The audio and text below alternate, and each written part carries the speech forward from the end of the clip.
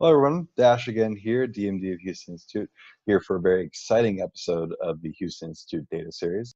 So, in previous videos, we've gone through scoring exam data, breaking down that exam data by standard, and then tracking student growth across different assessments. Today, we're going to take a little bit of a break from the purely academic and testing data and get into something a bit exciting, non-academic data. The reason I'm excited to bring you this video and bring you this content is because not all data is purely academic, and not all data in a school context is purely test data. In fact, some of the most important data you can get as a teacher is stuff that has to do with not purely academic things, like the broader student outcomes that we shoot for at Institute. If you have any questions as this video progresses, feel free to email me at this email. And you can access the data here for this video. This is separate from Google Sheets to actually be a platform called Google Forms. And it's not quite data, but it's the form template for this. So if you take this URL and copy it or type it into your browser and click enter, you'll be able to look at what we're going to look at together. So after you typed in that tiny URL link and you've gone to that web page and also signed it into your Google account, you'll see this prompt. Go ahead and click make a copy to make a copy of a student survey template. And this is your own copy to play around with of a template that I actually was given as a TFA San Antonio Corps member to give to my students. So it's a feedback form that I gave to my students a couple of years, asking them for feedback for me on different outcomes that I wanted to see in my classroom. So the first question is, in this class, how often do students get to do the talking? One goal I had as a teacher was to incorporate as much student talk as possible, to not have it just be a lecture format, but rather to have student voice be heard and be present pretty regularly. So the more I could get responses at most days or all days, the better. I think for a lot of these, all days might be a very, very high bar. There are some days where maybe I'll have to give a direct teach lesson or to have students get the content. But I definitely wanted to move up on this scale. And that was something I wanted to get feedback on in an anonymous feedback form like this from my students to see how well I was doing that. And then I could track my growth by giving the same survey over time. And there's various metrics here that I'm trying to develop for myself. Establishing a positive relationship with family or parents, establishing trust with the students. How often are you excited to go to class? How often do you think you can be yourself, etc. To customize this a bit further, there's a couple things you could do. One is note that this is an anonymous survey. There's no field for the students to put in their names. But if you want to add in a field, if you don't want it to be anonymous, which sometimes you might want them to actually share, then what you can do is add in a question by clicking this plus sign right here. And just type in name. And automatically it will say, okay, name, this is going to be a short response answer because I'll have to type in their name. It won't be a multiple choice kind of thing. And to make it required, you just hit this button down here and puts a little asterisk in red next to it that you see here that makes that a required question. If you want to do a question that's not of this scale format, for example, almost never to all days, but you want a different kind of question, again, add a question. And you can do many different types. Checkboxes if you want them to check multiple answers. You can upload a file if there's something you want them to respond to. There's linear scales and short answer paragraph form. Linear scale one's pretty cool. So for example, how comfortable are you speaking in front of the whole class? If you want to gauge comfort among your peers, it automatically should do the linear scale for me. 1 to 5, and you can label 1, very uncomfortable, to 5, very comfortable.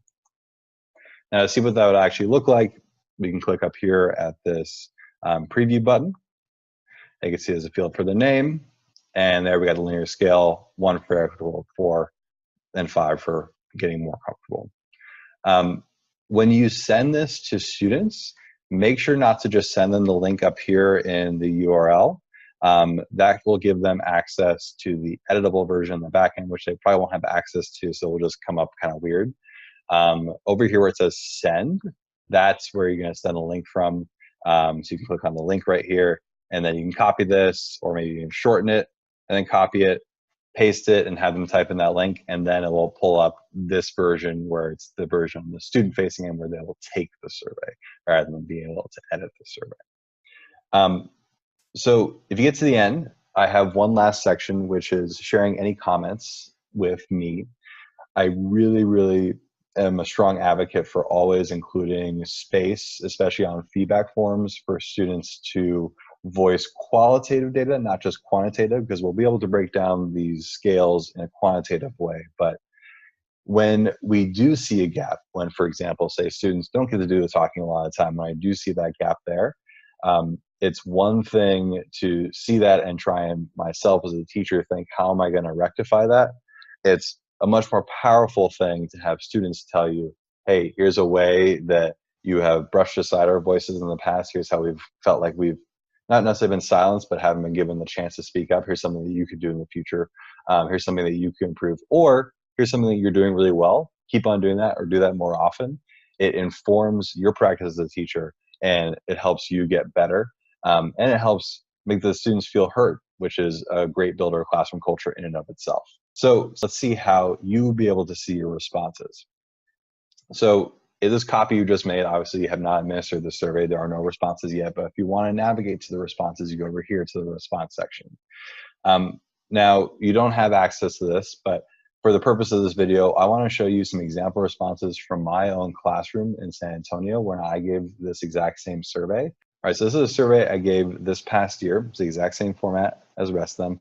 I'm gonna look at the responses. So for example, that first question. In this class, how often do students get to do the talking? About a little bit more than a third of my students said all days, which I was very happy to see. They felt like all days they get to do the talking. Or another little bit more than a third said most days. So a little bit more than 2/3 of the class said most to all days they get to do the talking, which is very happy that my students felt like they were getting their voices elevated at that level. We can keep on scrolling down. In this class, I learned about topics that are relevant to my life. So I teach multiple classes. I teach Algebra 2, AP Statistics, a couple IB math courses. When I gave this to just my AP Stats students, this was a little bit of a different color pattern. You saw a lot more all days in purple, a lot more most days in green, and you saw fewer of these other colors. But from Algebra 2 class, I noticed that when I gave it to just them, that's when these started coming up. The once in a while, only some days, or almost never. That was a signal for me that I needed to, from my Algebra 2 class, incorporate more real world stuff. And statistics is very easy. You can bring in data about various topics that might affect students' lives, and I try to do that as much as I could. For Algebra 2, it's a little bit hard. How do you make a logarithmic function super relevant for students? But it is possible, and it's something that I'm going to be working on as a teacher as I go forward. But whenever I give this survey, I always look immediately at the comments. So here's what I got. This was earlier in the year, and you could see that they really like me overall. They said, you're an amazing teacher, inspiring, this and that, 10 out of 10, whatever, you're cool. But here's the thing, even though this made my heart melt a little bit, it was very nice, and it was good to read all this. It wasn't helpful. Being told you're good at what you do doesn't help you push your practice in any way. When administering surveys to students, it's always best for the comment section to norm, please make your comments specific. If there's something that you want to see improved, tell me specifically what that something is and how I can improve it. If there's something that I'm specifically doing well, please specify that so that I know to keep on doing that, or do it more often, or do it even better. So this was a later administration. Let's look at the responses here.